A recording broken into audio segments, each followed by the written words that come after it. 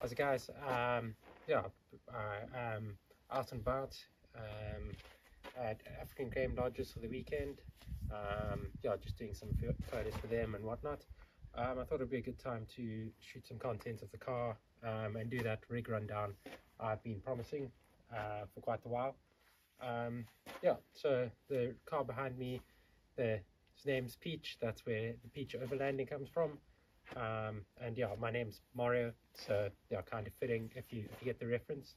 So I'm just gonna run you through the basics, and then we can walk around the car and chat about the things more in depth.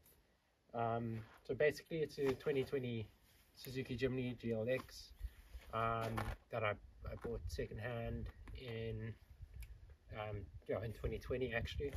At first it started out as like an overlanding build, the standard 215/75 tires, 2-inch lift, and all the boring stuff. And then it started spinning off when I couldn't really do a lot of the obstacles that everyone else was doing with those small tires. Kind of spun off, ran 30s for a bit, and then and now I'm running 33s, all the bar work, and just pretty much gone ham. But yeah, it kind of works for what I built it for. So I'll start out with the front bar and then work my way around. So yeah, this is a Dassault bumper with the grille protector that has been modified for the lights. Got the heritage grille, and we're running a Runway XPF 4,500 pound winch. And the lights are from a company called Raw X Accessories. They just have orange covers on and daytime running lights, which is pretty cool. And then you can also probably see all the bar work on the side, but I'll jump to that now. I have this bar work on the side that goes to the sliders, and then at the back. These are made by a company in South Africa called Bach Off-Road. They're wrapped coated. Those with the chopped guards that are also wrapped coated. Other than that, on the bar work side, that's it. Then onto the tires, which is probably going to be the part that you want to hear about.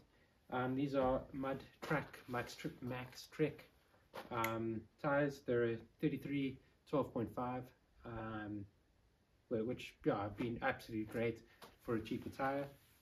Would definitely, if you're thinking of getting 33s, I would definitely try get the 10.5 width, because there's still a fair bit of scrubbing with these. Even with all the guard chopped, you can see the front bumper has been chopped. It normally would be around here, and then all of the inner guard is gone as well to fit them, and they're still scrubbing, specifically at the bottom. And then one of the other, I guess the main question I get with these tires is how do you run them, or what kind of lift I have. So I have kind of a mix of suspension.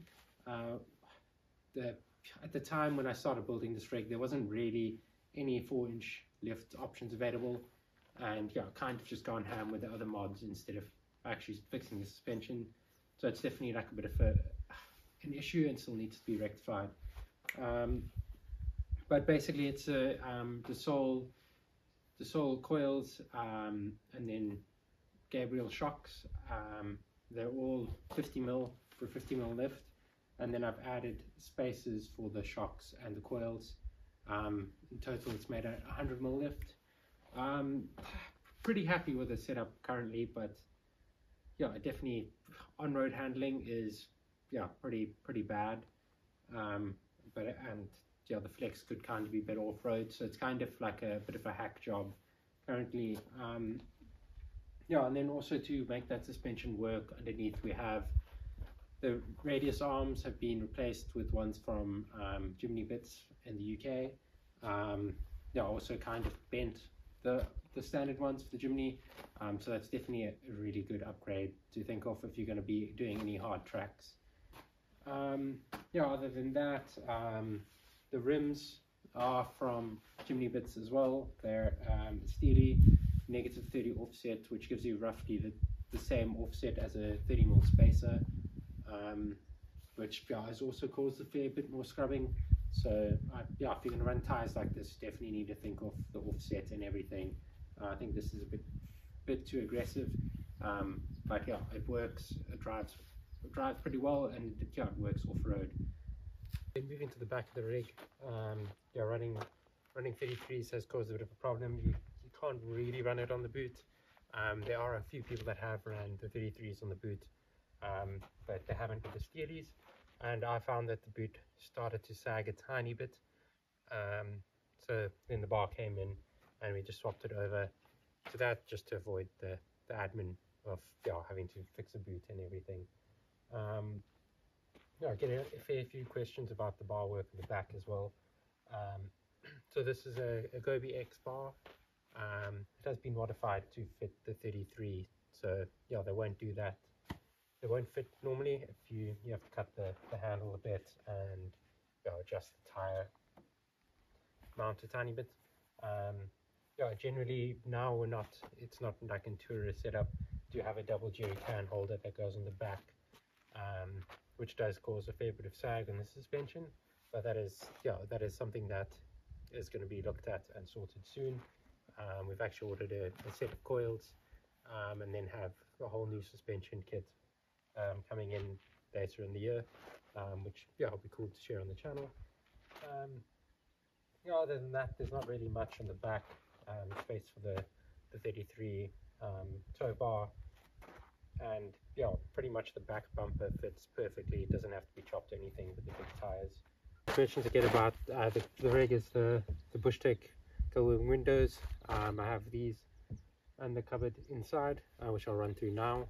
But yeah, these are pretty cool mod. On this side, I pretty much don't have anything. Normally store all the cooking stuff or a recovery gear if it's in proper rock crawler mode. But yeah, for now it's empty.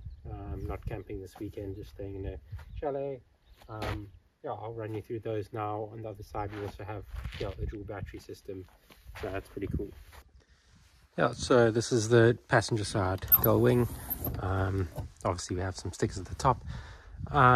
So with the dual battery, this basically is a National Lunar battery pack. It's the DC25. So it has a built-in solar and DC to DC charger, which is paired with a 105 amp hour battery, which has proved to be a bit of a problem because it's still a deep cycle, and in the near future we'll be upgrading that to a lithium, which should be more than sufficient for the camping that I do. I'll show you the other cupboard now. And this is the driver's side gull wing. Pretty much now it's just empty. Normally have recovery gear and whatnot in here, or like kitchen setup, like whatever small items that can be stored there. They need to be accessed pretty easily. I think these gull wings have been a game changer. I used to run it without the cupboard so you could get to the fridge, but I kind of just changed the setup a few weeks ago. So this is the rear setup I have. And this is the rear setup. Basically we're running just the fridge. It's 45 litre from dual zone from Flex Adventures. Pretty much upgraded from an Ingle fridge just for the weight. It's definitely something that can just like save a lot of weight on the fridge. The other one weighed something ridiculous.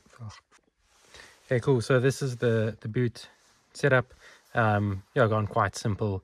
Have the Flex Adventures fridge, it's 45 litre twin zone, and then on the corner there, behind that is the battery. It's 105 amp hour deep cycle. Definitely have plans to upgrade to a lithium in the future. And you can see at the top we have this. I'm not sure of the brand, but there we just store some jackets and small things, and most important thing, the first aid kit, and then just some little storage things attached to it as well. And then the baseboard at the bottom is the front runner baseboard. It's meant to have the seats under, but we have removed the seats underneath for storage. Pretty much that's all the recovery gear, tire repair kit, and yeah, pretty much everything that you need in an emergency. Yeah, with the board, it does make a fair bit of noise. It does squeak around, I guess, because it's not really meant to not have the seats underneath. But yeah, with a bit of reinforcing in the front, I've added some blocks of wood and whatnot, and added a face in the front. Seems to have reduced the squeaking, and yeah, pretty happy with the boot setup. Now, in the near future, we'll be adding a fridge slider, and other than that, I think I'm pretty happy with the interior setup. Yeah, I forgot to mention the front. Basically, not much has been done in the front. We have seat covers from Escape Gear. They are pretty much getting on an age. So they are a tiny bit faded, but yeah, I mean, they've so far lasted the whole age of the car. And then this is also something I get a fair few questions on.